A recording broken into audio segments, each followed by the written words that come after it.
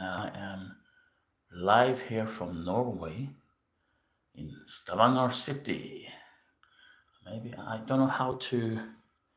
I don't know how to you really use the live stream much. Let's see if I can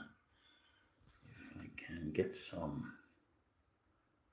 If I can get some comments. I hope I will see them. Okay.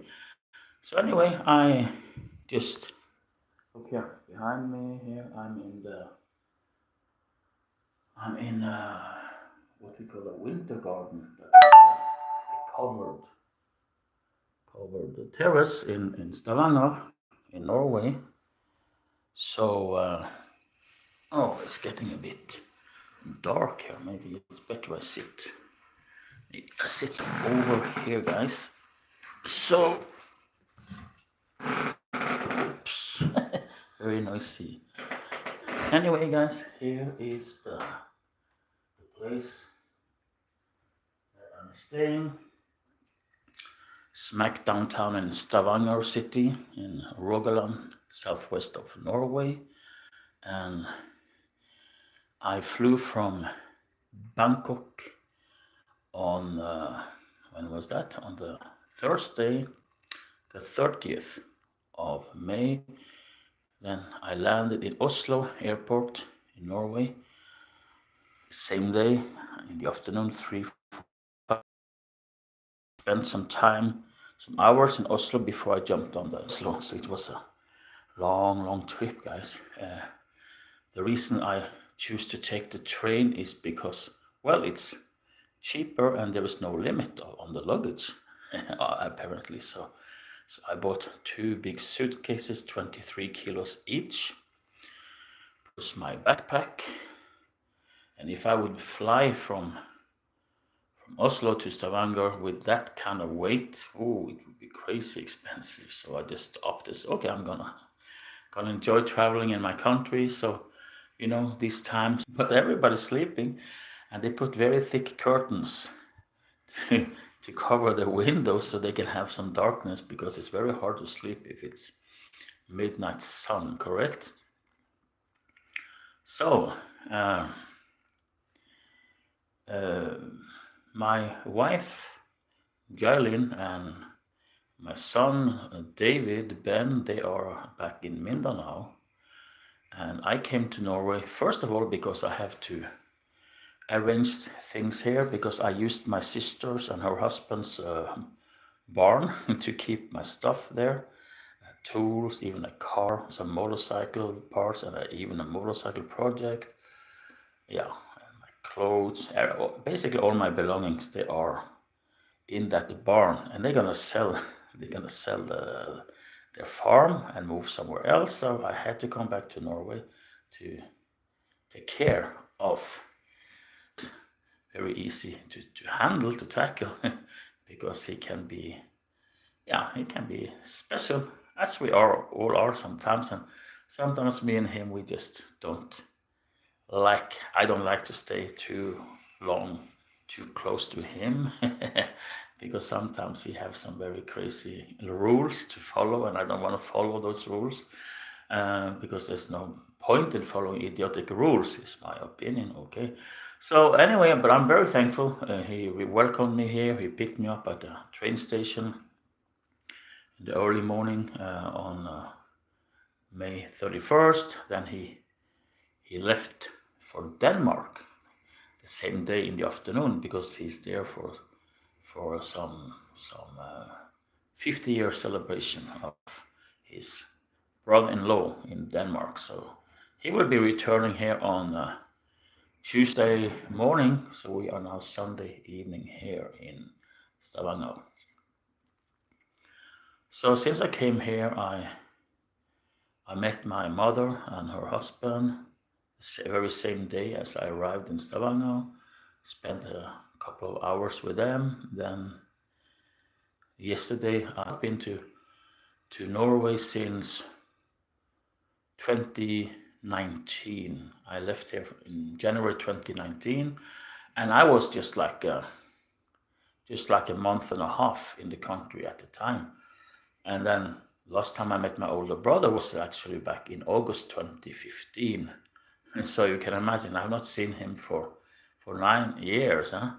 And so it was very nice to meet him, and he gave me a lot of updates. I've not been clever to contact my family at all because I have something called depression, which means I've been isolating myself very much, isolating myself in Thailand and in the Philippines. Just stay put, just try to focus on the near things, So, but I'm very happy to be back here in Norway, and what amazes me is how cold it is, crazy cold. You see this shirt here? It's actually bought in Stavanger many years ago. I think it's like almost 10 years. You can see here it's quite, because of my beard, when I wear it and the beard is scratching. So it's a big one, and very comfortable. But when I live in Norway, I usually have a car. So it's okay if you have a car. You just run from the house into the car. You have a heater in the car, and then you go somewhere, you park the car, you just run like 30 seconds, 1 minute, you are inside the shop or the mall or wherever you want to go. But now I don't have a car. Well, I have a car, but it must be repaired. Okay, so as of now, I'm borrowing a bicycle from my older brother, DBS. It's a very nice bicycle, but it's really squeezing my balls, to be honest. It's squeezing my balls. It's terrible. And it's so cold. It's like I want to have gloves, and I put thick t-shirts and this one and a jacket, and I put a cap, and oh my God, it's really, really cold. It's crazy.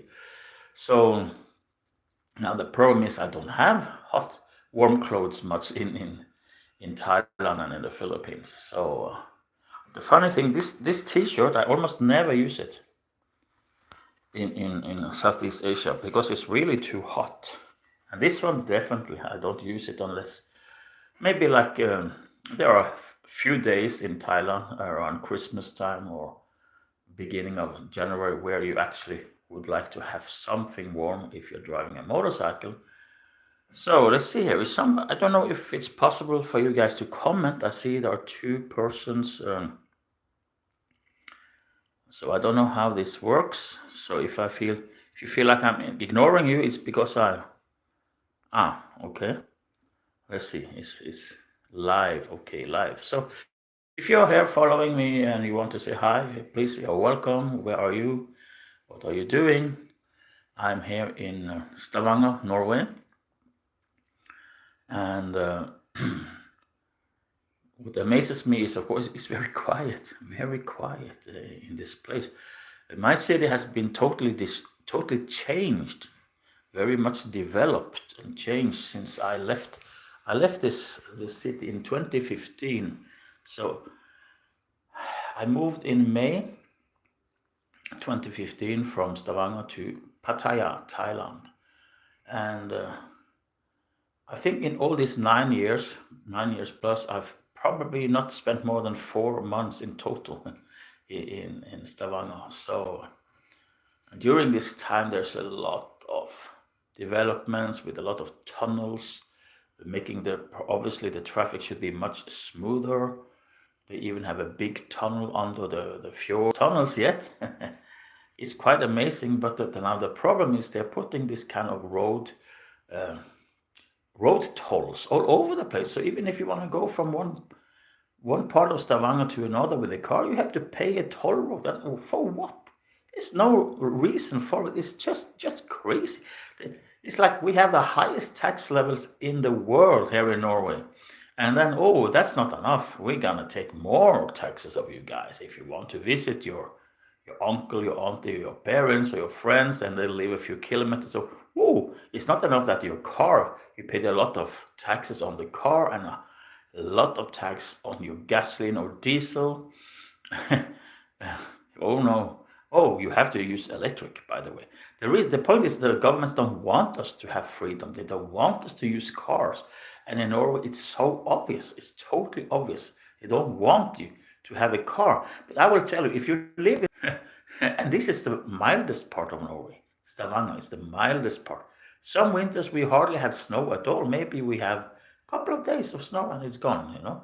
Other years it can be quite cold for a while, like maybe 2, 3 weeks, especially in January. Guys who are preaching, before they preach global warming, but since there is no global warming taking place, they had to change the concept to climate change. Just this apartment here in an old house, but it has been beautifully restored, of course. But in this house, we have 3 floors. So the basement has been made an apartment, and the first floor, and a 6 million. 4 for the basement, I think 4 million. And first floor, I think, was sold for like, ground floor, especially in Stavanger, that I cannot even consider to live here, you know. So I'm living on, as I said, on grace or with my friend here. He's gonna move out from this apartment on the 1st of July, and then we'll see, even if I can handle to stay with him for a long time, because he's very demanding. Oh, you must do like this, you must do like that. So I better live in the barn outside in the countryside where my car is. So tomorrow I'm gonna go and visit my sister and her husband, those own the farm, and my Volkswagen Passat. I bought it in, I think it was in 2010, and so I've had it for, oh my gula, I had it for like 14 years. But it's been basically been parked since I left here for almost 1 year, and drove and drove and drove and didn't clean it up. So it has a lot of rust damages, and the brakes were damaged and all kind of stuff. So that's what I'm gonna try to fix now, and then to get on the road again. Or the gasoline engine, 4 cylinders, 120 horsepower. It's a wonderful, very reliable car. At least it was until my cousin hijacked it for like 7, 8 months, and yeah, he just really didn't take care of it, and he wasn't allowed to use it. Ah, shame on you and your. I took over that bike from my cousin in when was that? 2019, yeah. So I dismantled it. I brought some parts with me, had them chromed in Thailand. Those parts should be, it's already long time back here in Norway with my friend who hopefully has taken care of the parts. And also in my suitcases and my boxes I sent from Thailand, I have some parts for it. So I should be up and going in no time, actually. Should be looking stunning. So yeah. Okay, so that's some update here from Viking Rogaland in Stavanger. Thank you for watching. If you like it, you put a thumbs up. If you don't care. God bless you. Have a nice day.